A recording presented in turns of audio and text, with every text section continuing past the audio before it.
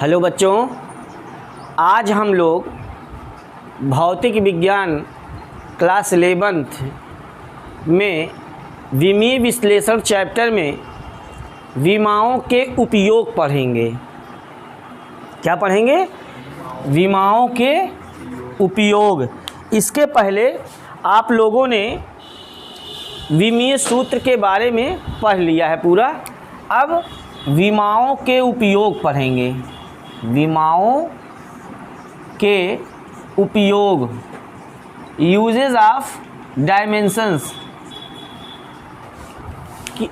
ये बताइए, जैसे विमा आप लोग पढ़े है ना, तो विमा का उपयोग कहाँ कहाँ हो सकता है, विमा का उपयोग किस रूप में करना है, ये हमें पढ़ना है। तो वास्तव में बेटा भौतिक विज्ञान में विमाओं के दो उपयोग हैं। कितने उपयोग हैं? दो उपयोग हैं। कौन कौन से? पहला उपयोग मैं आपको बता रहा हूं, एक पद्धति के मात्रक को दूसरी पद्धति में बदलना। दूसरी पद्धति में बदलना मतलब जैसे एक पद्धति में मात्रक दिया गया है, एक सिस्टम में मात्रक दिया है, जैसे मीटर पर सेकंड स्क्वायर दिया है और आपसे कह दिया है किलोमीटर प्रति घंटा स्क्वायर में बदलो, है ना। तो कैसे हम विमाओं का उपयोग करके उसको बदल सकते हैं, ये यूज है। एक पद्धति के जैसे MKS है तो उसको CGS में कैसे बदल सकते हैं, CGS है उसको MKS में कैसे बदल सकते हैं। एक पद्धति के मात्रक को दूसरी पद्धति में बदलना किसकी सहायता से? विमाओं की सहायता से। तो इसमें दो उपयोग आपको पढ़ना है। तो पहला उपयोग मैं आपको पढ़ाता हूँ, एक पद्धति के मात्रक को दूसरी पद्धति के मात्रक में बदलते कैसे हैं। ठीक है, आप जान लो बेटा। पहली बात, किसी भी भौतिक राशि के आंकिक मान मतलब जैसे मैं कहूँ लंबाई, कमरे की लंबाई 20 मीटर, लंबाई भौतिक राशि हो गई 20 मीटर। 20 क्या है? आंकिक मान है, और मीटर क्या है? मात्रक है। कमरे की लंबाई 20 मीटर, तो लंबाई भौतिक राशि है, 20 आंकिक मान है, न्यूमेरिकल वैल्यू है, और मीटर क्या है? मात्रक है। तो किसी भी भौतिक राशि का आंकिक मान और मात्रक का गुणनफल जो होता है वो सदैव नियतांक होता है। ये आप सभी लोग पहले जान लीजिए। किसी भौतिक राशि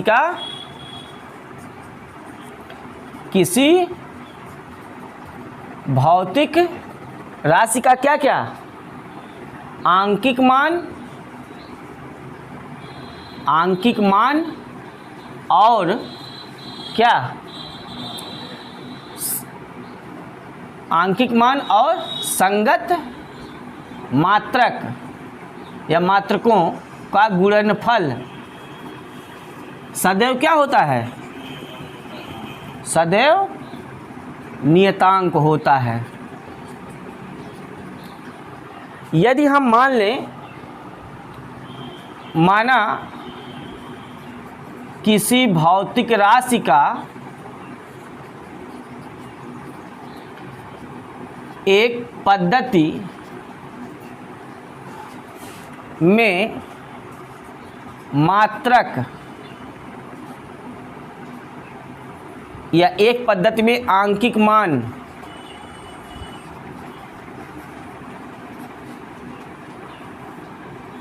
N1 तथा संगत मात्रक क्या है?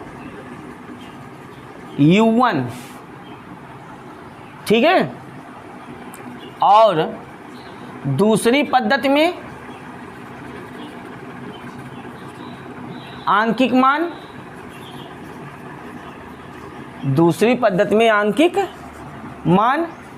N2 तथा संगत मात्रक क्या है?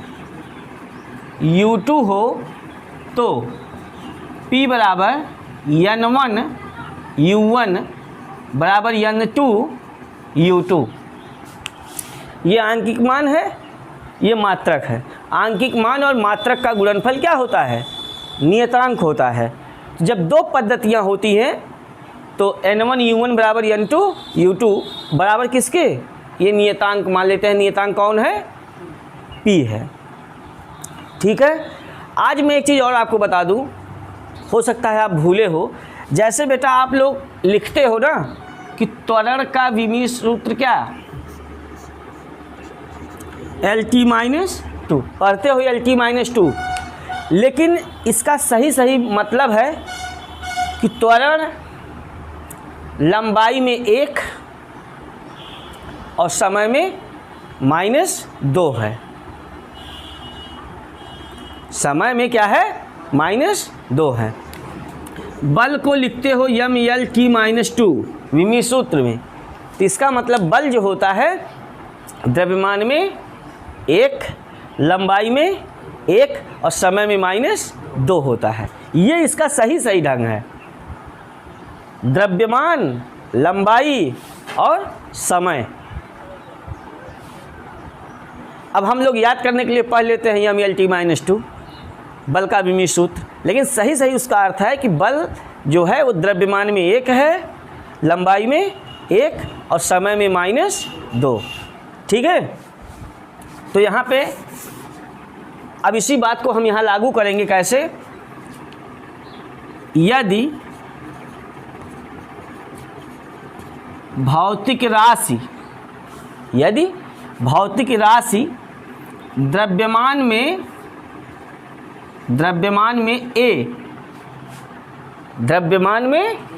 A, लंबाई में B तथा समय में C हो, तो उस भौतिक राशि का विमीय सूत्र क्या होगा? बता सकते हो? यदि कोई भौतिक राशि द्रव्यमान में A हो, लंबाई में और समय में, तो उसका विमीय सूत्र क्या बता सकते हो? तो उसका विमीय सूत्र m की घात A L की घात B और T की घात C होगा। यही तो मैंने बताया है कि बल अगर MLT-2 लिखा है, द्रव्यमान में 1 है, MLT-2 लिखा है, इसका मतलब इस पर 1 है, इस पर भी 1 है और इस पर -2 है। तो अगर ये द्रव्यमान में A है और लंबाई में B है और समय में C है, तो हमें उसे ऐसे लिखना पड़ेगा, उस भौतिक राशि के विमीय सूत्र को। ठीक है। तो यदि पहली पद्धति में, ये तो भौतिक राशि के विमीय सूत्र को हमने ऐसे लिखा, यदि पहली पद्धति में द्रव्यमान, लंबाई व समय M1 L1 तथा क्या हो? T1 हो, द्रव्यमान का विमीय सूत्र M1 में लिया जाए पहली पद्धति में और लंबाई का, समय का विमीय सूत्र लिख सकते हो इसको यार, या का विमा M1 L1 तथा T1 हो, तब P बराबर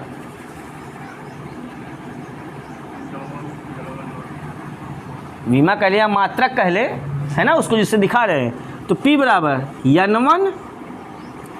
M1 की घात A,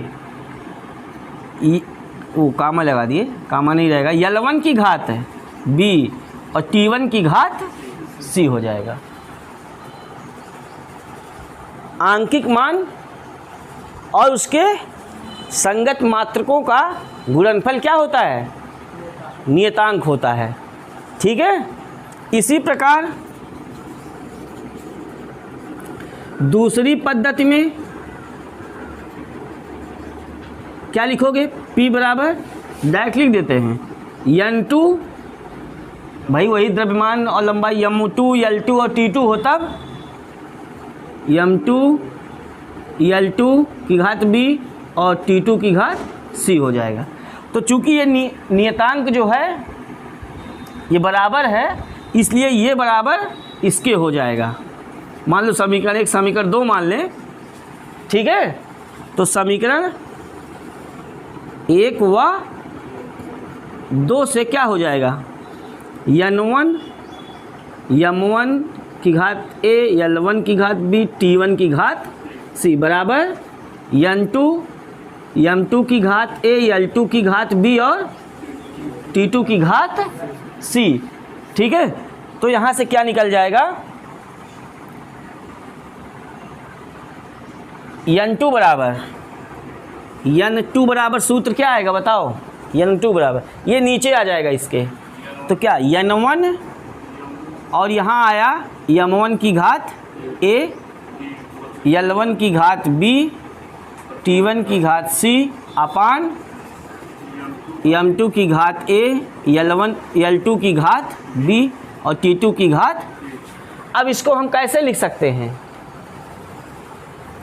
अब इसको लिख सकते हैं n1 और m1 अपान m2 की घात a L1 अपान की घात और T1 अपान की घात c कितना बराबर n2 बराबर, n2 क्या है, दूसरी पद्धति में आंकिक, देखो n2 क्या है, दूसरी पद्धति में आंकिक मान है। तो एक पद्धति के मात्रक को दूसरी पद्धति में बदलने के लिए इस सूत्र का प्रयोग करना है। ये सूत्र कौन सा है, n2 बराबर कितना, n1 m1 अपान m2 की power a L1 upon L2 की पावर b और T1 अपान T2 की पावर c। इसी सूत्र का प्रयोग करके आपको एक पद्धति के मात्रक को दूसरी पद्धति में बदलना है। ये सूत्र याद कर लीजिए सभी लोग, ठीक है। ये तो केवल कॉन्सेप्ट रहा इस सूत्र को लाने के लिए।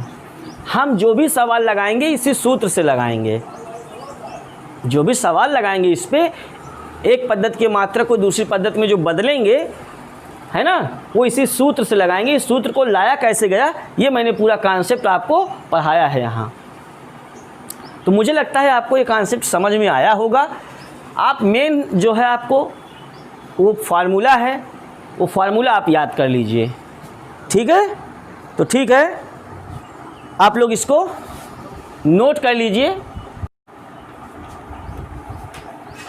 तो मुझे लगता है आप लोगों ने एक पद्धति के मात्रक को दूसरी पद्धति में बदलना सीख लिया, फार्मूला पूरा याद हो गया है, ठीक है। अब हम लोग क्वेश्चन करेंगे इस पे।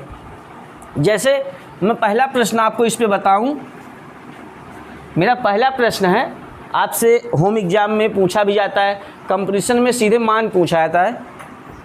एक न्यूटन को डाइन में बदलिए।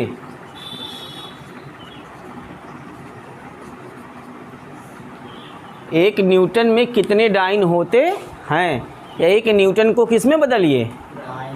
अब आपको सोचना है कि ये न्यूटन, सबसे पहले भौतिक राशि को क्लियर करना है। कौन सी भौतिक राशि का मात्रक है, ये मात्रक दिया गया है, किस भौतिक राशि का मात्रक है, न्यूटन बल का, ठीक है, किसका, बल का मात्रक है।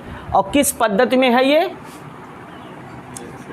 यम के यस पद्धति में न्यूटन होता है बल का मात्रक। और डाइन सी जी यस पद्धति में मात्रक होता है। इतना सब आपको पता होना चाहिए, ठीक है। ये क्वेश्चन है आपको, यम के यस को किस में बदलना है, सी जी एस में बदलना है। विमा का उपयोग करते हैं, देखिए कैसे। सबसे पहले भौतिक राशि जो आपको पता चल गया है, उस भौतिक राशि का विमीय सूत्र लिख डालिए, ठीक है। या देखो, एक न्यूटन को मैंने कहा है ना, तो एक जो है ये पहली पद्धति का आंकिक मान है, सही है कि नहीं, और ये मात्रक है। तो n1 बराबर, हल हम इसका बता रहे हैं आपको, चलो पहले n1 बराबर 1, इसमें कोई दिक्कत नहीं है। तो हमें भौतिक राशि का क्या लिखना है, विमीय सूत्र लिखना है। भौतिक राशि कौन है, बल का विमीय सूत्र। मुझे लगता है सबको याद होगा, mLT माइनस, कोई प्रॉब्लम। अब सूत्र लिखना है, सूत्र कौन सा होता है बदलने का, n2 बराबर n1 m1 अपान की घात l1 अपान की घात t1 अपान घात c। ये फार्मूला आप पढ़े हो। तुम बताओ मुझे n1 की जगह पे क्या लिखा जाएगा, हैं श्योर, n1 की जगह पे कितना 1। m1 पहली पद्धति होता है जो दिया गया होता है, ऊपर वाला जितना भी है वो दी गई पद्धति का मात्रक है, और जो नीचे दिया गया होता है वो जिसमें बदलना है उस पद्धति का मात्रक होता है, दूसरी पद्धति का, यही ना। तो m1 किसको दिखाता है, द्रव्यमान को पहली पद्धति में, l1 लंबाई को पहली पद्धति में, सेकेंड समय को, है ना। तो द्रव्यमान का मात्रक किलोग्राम, हमें मात्रक लिखना है इसका। m1 का मतलब हमें पहली पद्धति में द्रव्यमान का मात्रक लिखना है। MKS पद्धति में द्रव्यमान का मात्रक क्या होता है, किलोग्राम, और जिसमें बदलना CGS में क्या होता है, ग्राम होता है यार, कि ये किलोग्राम है, metre kilogram second, centimetre gram second, तो ग्राम है ये। बदलने वाला कौन सा पद्धति है, ग्राम की घात a का मतलब हो जाएगा जो भौतिक राशि है उस पर m का मान कितना लिखा है वो 1, उसकी घात हो जाएगा। a b c का मान यहाँ से लिखना है विमीय सूत्र से, समझ पाए। अब बताओ l1 पहली पद्धति में m क्या है, मीटर, बदलना किस में है, सेंटीमीटर में, घात कितना, इसमें समय का मात्रक, बदलना किस में है, ये भी सेकेंड, की घात कितना, ठीक है। अब इसको आपस में चेंज कर लो, ये ऐसा चेंज को कर जाए पूरा। 1 किलोग्राम में कितना ग्राम, 1 चाहे लिखो चाहे छोड़ दो, 1 से कोई मतलब ही नहीं है। अब 1 क्या लिखोगे गुणा में, यहाँ कितना, 1000 का मतलब 10 की घात 3 क्या ग्राम, और नीचे ग्राम, घात एक ही है मत लिखो। 1 मीटर में कितना सेंटीमीटर, 100 का मतलब 10 की घात 2 सेंटीमीटर, और नीचे सेंटीमीटर। सेकेंड कट गया, 1 आएगा, 1 की घात चाहे ऋण में हो चाहे धन में हो 1 ही होता है। अब बताओ सेंटीमीटर कटा, हाँ, ग्राम से ग्राम कटा, कितना आया, 10 की घात 3 गुणे 10 की घात 2 बराबर 10 की घात क्या है, 10 की घात 5। ये दूसरी पद्धति में आंकिक मान आया। जैसे यहाँ 1 न्यूटन था वैसे यहाँ कितना डाइन आया ये भी पता नहीं है ना। ये n2 है, सिर्फ n2 का मतलब 10 की घात 5। इसके साथ यहाँ मात्रक मत लिखना कि 10 की घात 5 डाइन लिख दो यहीं, क्योंकि ये आंकिक मान है तो इसको ऐसे रहने देना। लास्ट में उत्तर लिखना, अतः 1 न्यूटन में 10 की घात 5 डाइन होता है, ऐसे पूरा सेंटेंस। लेकिन यहाँ n2 के साथ मत लिखना, क्योंकि n2 सिर्फ और सिर्फ आंकिक, तो आपको सिर्फ आंकिक मान लगाना। कटने पिटने के बाद सिर्फ गिनती आएगी उत्तर में, उसके साथ मात्रक नहीं। बाद में आप लिखना हाँ इतने में इतना, इतने न्यूटन में इतना डाइन होता है, समझे। किस पद्धति को किस पद्धति में बदला गया। अगर आता है आपके पेपर में तो ऐसे लगाइएगा होम एग्ज़ाम में, ठीक है। और कंपटीशन में पूछा आता है 1 न्यूटन में कितने डाइन होते हैं, तो याद कर लो 10⁻5। एक डाइन में कितने न्यूटन होते हैं, 10⁻−5 हो जाएगा, ठीक है। ठीक है, मुझे लगता है आपको ये सवाल समझ में आया होगा बढ़िया से। तो आप लोगों ने 1 न्यूटन को डाइन में कैसे बदलते हैं विमा के उपयोग से आप लोगों ने सीख लिया, ठीक है। अब आपको एक क्वेश्चन और आपको बताते हैं, बहुत ध्यान से सीखिए। 1 जूल को अर्ग में परिवर्तित कीजिए। 1 जूल को किसमें, अर्ग में परिवर्तित कीजिए। तो मुझे लगता है आप कर लोगे बहुत आसान से। जूल किसका मात्रक है, चलो इसको हल करते हैं। n1 कितना है, श्योर हो आप सभी लोग। कार्य का क्या लिखोगे, विमीय, याद होगा ml²t-2 याद होगा आपको। अब उसके बाद सूत्र n2 बराबर n1 m1 अपान की घात l1 अपान की घात b t1 अपान c, ठीक है। n1 की जगह पे m1 जूल किस पद्धति का मात्रक है, MKS यार, और ये तब काहे नहीं समझते। m की जगह पे क्या लिखोगे, और यहाँ घात पे देखो m पे कितना है, यहाँ क्या लिखोगे, m वाला लिखना है ना पहले, नीचे क्या लिखोगे, घात पे, इसमें क्या, इसमें क्या, घात पे, बस एक चाहे छोड़ दो। 1 किलोग्राम में कितना ग्राम, बटे, समझ पा रहे हो, 1 मीटर में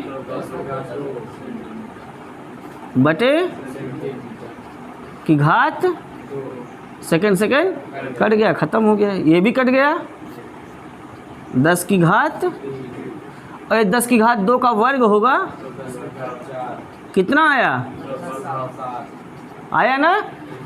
n2 बराबर कितना, 10 की घात 7 क्या, अर्ग, 10 की घात 7 अर्ग, ठीक है। मतलब अर्ग यहाँ लिखना नहीं है आपको।